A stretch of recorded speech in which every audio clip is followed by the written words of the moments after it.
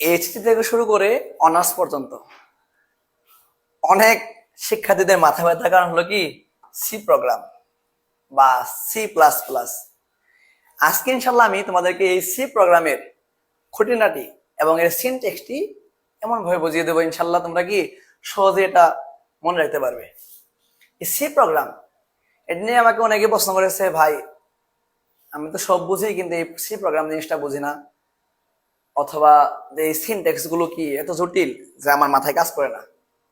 এখন দেখো, এই সি প্রোগ্রামের আলোচ্য বিষয় আমি তোমাদেরকে সুবিধার জন্য সাইডে কিছু লিখে রেখেছি, খেয়াল করো। এখানে ইনক্লুড stdio.h এটা মূলত কি, এটা হলো আমাদের হেডার ফাইল। সাধারণত প্রিন্ট এফ এবং স্ক্যান এফ ইনপুট এবং আউটপুট নেওয়ার জন্য কি stdio.h ব্যবহার করা হয়। std পুনরূপ হলো স্ট্যান্ডার্ড, আইতে বোঝাবো ইনপুট, অ থেকে বোঝাবো আউটপুট, .h থেকে বোঝাবো হেডার ফাইল। সাধারণত এটা কি ইনপুট এবং আউটপুট নেওয়ার জন্য কি ব্যবহার করা হয়। আর এর জন্মগত সঙ্গী আছে একটা নাম কি মেইন ফাংশন। মেইন ফাংশন মূলত ইনক্লুড stdio.h এর সাথে থাকে। আর ইন্টিজার কি, এই ইন্টিজার দেওয়ার কারণ হলো যদি তুমি এখানে রিটার্ন যদি দাও তাহলে কি দিতে হবে, ইন্টিজার দিতে হবে, int দিতে হবে। এরপর আরো কিছু হেডার ফাইল আছে, যেমন ধরো ইনক্লুড math.h, এরপর ধরো conio.h, সরি conio.h হ্যাশ দিতে হবে এখানে ইনক্লুড হ্যাশ ইনক্লুড। এই ডেটা টাইপ এরপর কি আছে, সেকেন্ড বাইরের উপর কি হবে ডেটা টাইপ। আচ্ছা, এখানে একটা জিনিস খেয়াল করিও কি, সি হলো বা C++ হলো কেস সেন্সিটিভ ভাষা। এখানে যে মেন মেন ফাংশন গুলো আছে সেগুলো কখনো কি হতে পারবে না, বড় হাতে হতে পারবে না, বড় হাতে হতে পারবে না। অর্থাৎ কি ইনক্লুড এই লেখাগুলো এখানে বা কোনো স্পেস থাকতে পারবে না। এটা এটা যেহেতু আলাদা আলাদা অংশ, ইন্টিজার কি এবং মেইন আলাদা আলাদা অংশ, এর জন্য কি এটা স্পেস হয়েছে, ঠিক আছে। কিন্তু এই মূল মূল নামগুলো কখনো কি হতে পারবে না, বড় হাতের অক্ষরে হতে পারবে না। এটা হতে পারবে এই প্রিন্ট, রিটার্ন, স্ক্যানএফ, প্রিন্টএফ এইগুলো। এখন এই math.h এবং conio.h কিসের জন্য ব্যবহার করা হয়? conio.h মূলত তোমার কি যে কোনো ফাংশনকে সেভ করা বা পরবর্তী জন্য ব্যবহার করার জন্য এই conio.h ব্যবহার করা হয়। এখানে এর ফাংশন কি, এখানে যদি তুমি conio.h দাও তবে এখানে দিতে হবে কি, রিটার্ন যদি কেটে দিতে হবে get.cs। আচ্ছা, আর এই math.h এর জন্য ব্যবহার করা হয় ম্যাথ, এখানে ম্যাথমেটিক্যাল। এই রুট ওভারের নাম হলো sqrt বর্গমূল। আর পাওয়ার পাওতে বোঝাবো কি পাওয়ার। ধরো 2q আছে, কিভাবে লিখবো আমরা, এই পাও লিখে 2,3 দেবো। অর্থাৎ কি পাও অর্থ কি 2 এ, এটা হলো ভিত্তি, আর হলো পাওয়ার 2 এর পাওয়ার 3। এটা বোঝাবে এই কোন সময় রুট ওভার বা পাওয়ার থাকলে পরে কি হবে math.h হবে। আচ্ছা, এরপর যদি খেয়াল করি, এখন আমি এটা দিয়ে তোমাদের কি দেখো, এখানে একটু খেয়াল করো ডেটা টাইপ কি আছে, ডেটা টাইপ জিনিসটা কি একটু আগে বললাম আমরা, ক্যারেক্টার, ইন্টিজার, ফ্লোট এবং কি ডাবল। ক্যারেক্টার হলো %c, ইন্টিজার হবে %d, আর ফ্লোটিং হবে %f, ডাবল হবে lf %lf। এখন আমরা এটা দিয়ে একটা এখন আমরা ধারা ধাপে কাজটা করি, খেয়াল করো, একটা প্রোগ্রাম করি। আমাকে বলো হলো ভাইয়া দুইটি সংখ্যার যোগের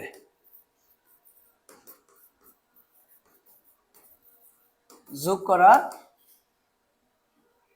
সি প্রোগ্রাম বা প্রোগ্রাম করেন।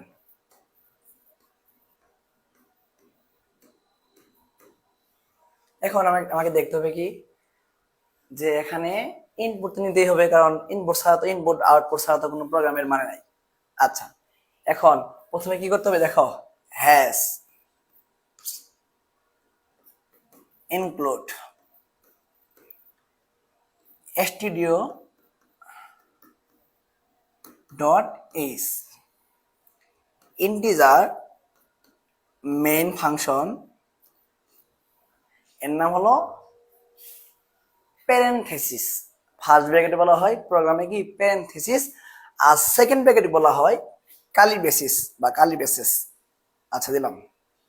এরপর কি data type, data type character, float, integer এবং ডাবল। আচ্ছা, এখন দুইটি সংখ্যা, সংখ্যা দুটি কি পূর্ণ সংখ্যা হতে পারে, ভগ্নাংশ হতে পারে। যদি বলতো আমাকে ভাইয়া দুটি জোড় সংখ্যা বা দুটি পূর্ণ সংখ্যা, সেক্ষেত্রে আমি কি দিতাম, ইন্টিজার দিতাম। কি দিতাম, ইন্টিজার। যেহেতু বলছে দুইটি সংখ্যা, এখানে নির্দিষ্ট করে বল নাই। আর এখানে কি আমরা যদি পূর্ণ সংখ্যা দেই, যদি আচ্ছা দেখো, যদি আমি কি দেই পূর্ণ সংখ্যা দেই, ইন্টিজার দেই, তবে এটা তো একটা আমার কোড। এই কোডের সময় ধরো একটা আমি প্রোগ্রাম করলাম, একজন ব্যক্তি করলো কি 2.5 আর 7 যোগ করবে, কিন্তু কি দেখা গেল এই 2.5 দশমিকটা তার উঠবে না। কারণ কি, আমরা কি দিছি ইন্টিজার। এর জন্য আমাকে এখানে কি দিতে হবে, ফ্লোট। অর্থাৎ এমন ভাবে একটা প্রোগ্রাম করবো যেখানে কি দশমিকও দেওয়া যাবে, আবার ভগ্নাংশ দেওয়া যাবে, সরি পূর্ণ সংখ্যা দেওয়া যাবে, আবার কি ভগ্নাংশ দেওয়া যাবে। যেমন ধরো আমি যদি দিই ফ্লোট, FLOAT, ফ্লোট অর্থাৎ ফ্লোটিং। ফ্লোট দিলে এখানে কি এই ফ্লোটের মধ্যে একটা বৈশিষ্ট্য হলো, এখানে পূর্ণ সংখ্যাও দেওয়া যাবে, আবার ভগ্নাংশ দেওয়া যাবে। যদি কারো কোনো সমস্যা হয় যে বুঝি নাই, সেক্ষেত্রে কি করবা, সেক্ষেত্রে তুমি ফ্লোট দিয়ে দিবে। কারণ অনির্দিষ্ট তোমার বুঝতে পারতেছো না যে আসলে কি দেওয়া যাবে এটা। কারণ ফ্লোট দিলে কি লাভ কি, এখানে মানে হওয়ার সম্ভাবনা বেশি, মানে হবেই আর কি, ইনশাল্লাহ হওয়ার সম্ভাবনা বেশি। কি আর কারণ কি, ফ্লোটের মধ্যে তোমার পূর্ণ সংখ্যাও আছে, আবার কি ভগ্নাংশ সংখ্যাও আছে। এরপর দেখো ফ্লোট দিলাম, দেয়ার বলছে কি চলক। ফ্লোট দেওয়ার কারণ হলো এখানে অনির্দিষ্ট, ভগ্নাংশ হতে পারে। চলক, চলক বলা আছে। দেখো চলক জিনিসটা কি, এখন সংখ্যা কয়টা, দুইটা। একটা হলো ধরলাম আমরা এ, এখানে একে চলক, কিন্তু তুমি বড় হাতে লিখতে পারবে, ছোট হাতে লিখতে পারবে, এটা কোনো সমস্যা না। আমরা ছোট হাতে দিই ফ্লোট এ, কিন্তু এই জিনিসগুলো, এই যে এই জিনিসটা লিখছি আমরা, এই জিনিসগুলো কি হবে, সব ছোট হাতের হবে। এখন কোন স্পেস থাকতে পারবে না লেখার মধ্যে, কোন স্পেস থাকতে পারবে না, এখানে স্পেস থাকতে পারবে না। ফ্লোট এ, এখানে সমস্যা নাই। বি এবং সরি এ বি, দুইটি সংখ্যা যোগফল, একটা এ একটা কি দিলাম বি। এখন এই সংখ্যাগুলোকে আমরা কি করব, যোগ করার জন্য, যোগ করার জন্য একটা চলক লাগবে, একটা চলক। কারণ এই ধরো x equal to a plus b বা সাম ইকুয়াল টু কি a প্লাস বি, যোগ করার জন্য আমরা একটা জায়গায় রাখতে হবে আমাদেরকে এটা যোগফলটা। এর জন্য কি হবে, সাম বা এক্স, তুমি ধীরে ধরতে পারো।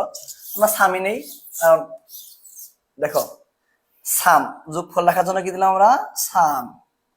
এখানে যদি বড় হাতে দাও, এক নিশ্চয় বড় হাতে দিতে হবে, আর ছোট হাতে দিলে কি এখানেও ছোট হাতে দিতে হবে।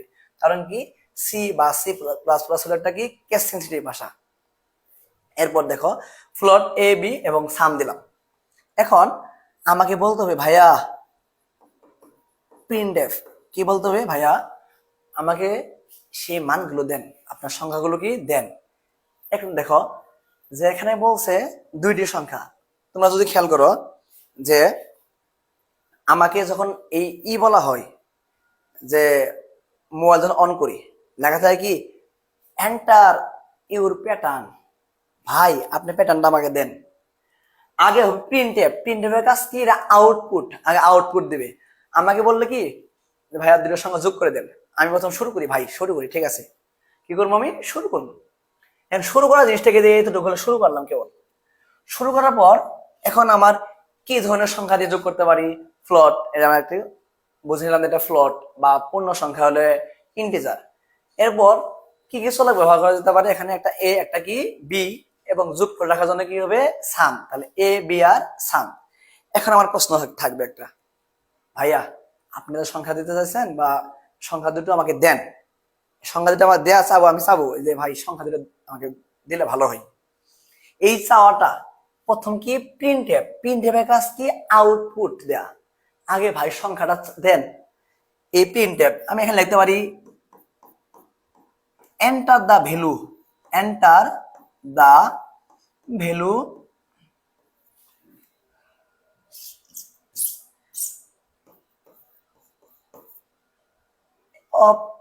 অফ এবিসি বা এ বি। এখন দেখো এই ফার্স্ট ব্র্যাকেট বা প্রথম বন্ধনীর মধ্যে যা থাকবে তা কি ইনভার্টেড কমার মধ্যে থাকবে। অর্থাৎ ইনভার্টেড কমার মধ্যে যে লেখাগুলো থাকবে সেগুলো তোমার আউটপুটে দেখানো হবে। অর্থাৎ আমাদের লেখা থাকে ড্র ইউর প্যাটার্ন, এই জিনিসটা তারা এর মাঝে লিখছিল, এই জন্য লেখা থাকে কি ড্র ইউর প্যাটার্ন। ভাই প্যাটার্নটা দেন। আমরা লিখবো কি enter the value of ab, লিখতে পারি ইনপুট ইউর ভ্যালু বা ভ্যালু অফ এবি। আপনার ইউজারকে বোঝাতে পারলে হইলো যে ভাই আপনি এই মানটা দেন, আপনার ইচ্ছা যে ভাষা ব্যবহার করে সেখানে বোঝাতে পারবেন, এটা আপনার ব্যক্তিগত ব্যাপার। আচ্ছা দেখেন আমি দিলাম কি enter the value of ab, আপনার এবি এ এবং বি এর মান দেন। এরপর scan f s c a n scan আর এফ দিয়ে ব্র্যাকেট। এখন যদি এখানে ফ্লোট থাকে ফ্লট, যদি ফ্লট হয় তবে এখানে হবে ইনভার্টেড কমা দিতে হবে আগে, তারপর কি পার্সেন্ট কি হবে এফ, ফ্লোট হলে কি হবে পার্সেন্ট এফ। আর যদি হয় ইন্টিজার কি হবে পার্সেন্ট ডি। যদি হয় এখানে ক্যারেক্টার অর্থাৎ এই এর উপর ডিপেন্ড করবে যে এই জিনিসটা কি হবে। যদি ফ্লট হয় তাহলে হবে পার্সেন্ট এফ। একটু আগে পাওয়াছিলাম আমরা কি যে ফরম্যাট স্পেসিফায়ার গুলো, ফ্লোট হলে কি হবে পার্সেন্ট এফ। আর যদি হয় ইন্টিজার তাহলে পার্সেন্ট কি হবে ডি হবে। আর যদি হয় ক্যারেক্টার তাহলে পার্সেন্ট কি হবে সি হবে। যেহেতু ফ্লট এর জন্য আমরা কি দিলাম পার্সেন্ট এফ। এখানে চলো কয়টা দুইটা, একটা এ একটা কি বি, এর জন্য আমাকে পার্সেন্ট এফ দুইটা দিতে হবে। আরেকটা জিনিস খেয়াল করবে এখানে কোনো কমা থাকতে পারবে না। আর যদি আমাকে বললাম 10টি সংখ্যা, পার্সেন্ট এফ কয়টি হবে 10টি হবে। যদি হয়তো এখানে 10টি জোড় সংখ্যা, এখানে দিতাম কি আমরা ইন্টিজার, আর এখানে লাগলাম আমরা কি পার্সেন্ট ডি, যে কয়টা সংখ্যা সেই কয়টা কি হবে পার্সেন্ট ডি হইতো আর কি। এখন ভাইয়া আবার এটা কি যে সাম, এর জন্য কি পার্সেন্ট হবে না? না, সাম তো এগুলো যোগ করে যোগফল রাখার জায়গা একটা, এটা তো আর ইনপুট না। যে কটা ইনপুট সেই কটা কি হবে পার্সেন্ট এফ বা পার্সেন্ট ডি। ইনপুট দুইটা, এজন্য পার্সেন্ট এফ কয়টা হবে দুইটা হবে। এখন ইনভার্টেড কমা এখানে শুরু, এখানে কি করতে হবে শেষ করতে হবে, আর তার নিচে কি করতে হবে একটা কমা দিয়ে শেষ করতে হবে। এটা হলো আমাদের কি সেই ডেটার ধরন, কোন ধরনের ডেটা। আচ্ছা এখন এন সাইন কি দেবো আমরা এন